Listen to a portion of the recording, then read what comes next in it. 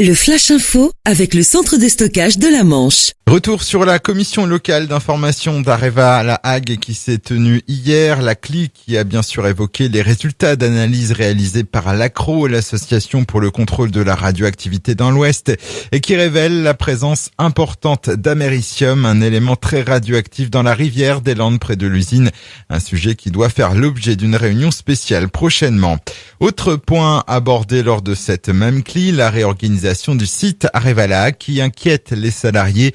On rappelle que dans le cadre du plan Restore Compétitivité instauré par le géant du nucléaire, 500 postes doivent être supprimés par l'établissement de La Hague d'ici 2020. Sur ce total, 349 devraient l'être dans le cadre d'un plan de départ volontaire. Une situation qui alarme les syndicats qui dénoncent de gros soucis de sous-effectifs.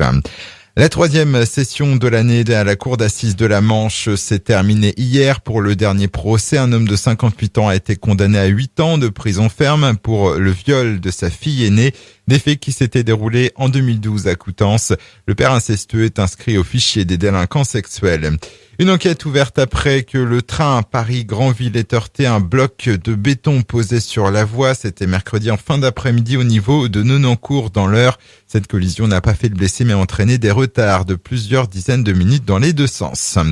On ouvre notre page sport avec du tennis à Équeurdreville et la fin du second tour de l'Open féminin 50. Qualification de la tête de série numéro 1 du tournoi, la Serbe Ivana Jorovic et de la Belge Anne-Sophie Mestak. De même pour la Française Amandine S qui bat Fiona Ferro en 2-7, 6-2, 7-6. À noter qu'Amandine S sera la seule Française en quart de finale. Et puis après un beau week-end à l'extérieur, le Pointe à Handball est de retour à domicile. Demain, l'équipe première du PHHB aura fort à faire face à un coriace adversaire, Isigny-le-Buat. Match comptant pour la 4e journée du championnat excellence départementale. Coup d'envoi à 20h30 ce samedi à la Halle des Sports de Beaumoig. Le Flash Info vous a été présenté par Landra, centre de stockage de la Manche à Digulville. Pour en savoir plus et visiter notre centre, 0810 120 172, coup d'un appel local.